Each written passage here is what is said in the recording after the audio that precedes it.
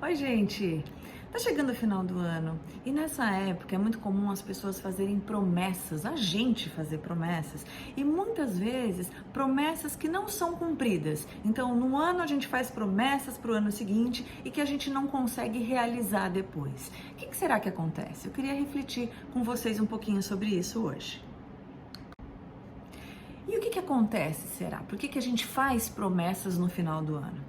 Primeira coisa que me vem é que a nossa vida é marcada por ciclos, né? Então a gente tem o ciclo da agricultura, o ciclo da terra, o ciclo do calendário, o ciclo do dia e da noite, o ciclo das estações do ano, e todos esses ciclos dizem pra gente de um começo, de um meio e de um fim. Fim do dia, fim daquela estação do ano, fim da época da colheita, pensando no ciclo da terra.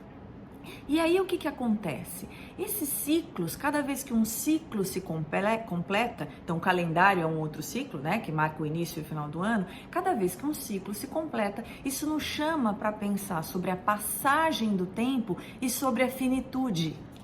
E isso quer dizer que a gente começa a pensar que a gente é finito e que a gente tem um tempo restrito aqui.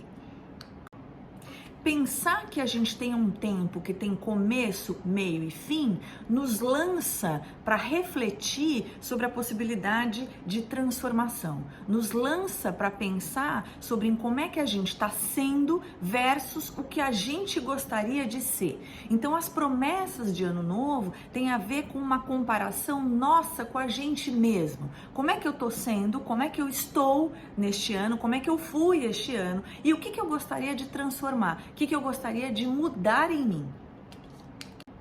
As promessas são muito interessantes, porque independente delas serem cumpridas, porque elas falam de um encontro nosso com a gente mesmo e de um projeto da gente para a gente mesmo.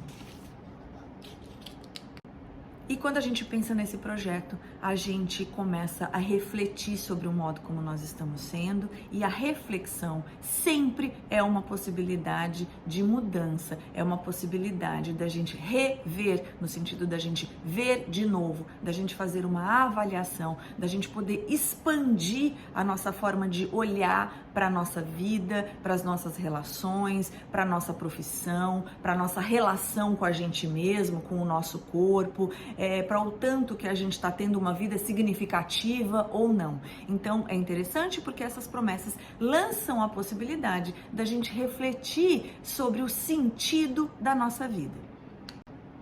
Agora, o que a gente vê é que muitas dessas promessas não são cumpridas. A gente as faz no final do ano e não consegue cumprir no ano seguinte. O que será que acontece? Primeira coisa, muitas vezes a gente estabelece para a gente mesmo metas, né, promessas, desejos que são muito difíceis de alcançar. Por exemplo, é muito comum as pessoas dizerem: o ano que vem eu quero ser feliz, como se a felicidade fosse um estado constante, fosse um estado inalterado. E na verdade, a felicidade, ela é somente momentos, né? Ela é composta por momentos, e momentos que tem a ver com a gente ter uma sensação de bem-estar e muitas vezes não relacionados a dinheiro, não relacionados a um sucesso, não relacionados a um alto desempenho. E a gente tem visto, né, a gente vê por aí muita comparação nas redes sociais e muitos desejos de felicidade relacionados a isso. Então essa obsessão, essa busca por uma felicidade, como se isso fosse um estado permanente, né, de vida, faz com que muitas vezes a gente se sinta frustrado, faz com que a gente se sinta muito ansioso, então faz um efeito contrário do que a gente gostaria. E a segunda coisa é porque muitas vezes a gente repete modos de ser, modos de estar nas relações, modo de pensar a nossa carreira e mesmo a nossa vida de maneira geral. E isso significa, quando a gente repete, né? Isso significa que a gente está muito distante da gente mesmo. Isso significa que a gente se conhece pouco. Freud dizia: o que não se resolve se repete. Ele queria dizer com isso que muitas vezes a gente repete um jeito de ser, um jeito de escolher, na tentativa inconsciente de elaborar aquilo e tentar fazer diferente. Mas é justamente a gente ter um conhecimento sobre a gente mesmo, sobre o sentido daquela repetição, que faz com que a gente possa sair desse ciclo. Um processo de transformação não é algo simples, não é fácil, por isso que é tão difícil também muitas vezes cumprir as promessas. Eles dizem de uma mudança no nosso modo de ser, no nosso modo de pensar, no nosso modo de agir, para algo que é novo, para algo que é desconhecido, que a gente não se reconhece, né? Então é como se de repente a gente não soubesse mais como é que serei eu com uma outra relação com o meu corpo. Como é que eu vou ser solteiro, pensando no caso de haver aí uma separação? Como é que vou ser eu em uma outra carreira? Então é algo completamente desconhecido. E muitas vezes, por mais doloroso que seja, a gente termina ficando no conhecido, a gente termina ficando no que é comum, no que a gente se reconhece. Daí a dificuldade de se transformar. E o que eu acredito é que quanto mais a gente se conhece, quanto mais a gente entra em contato com os nossos desejos, com os nossos sentimentos, com as nossas falhas, quanto mais a gente se aceita, mais existe a possibilidade de transformação.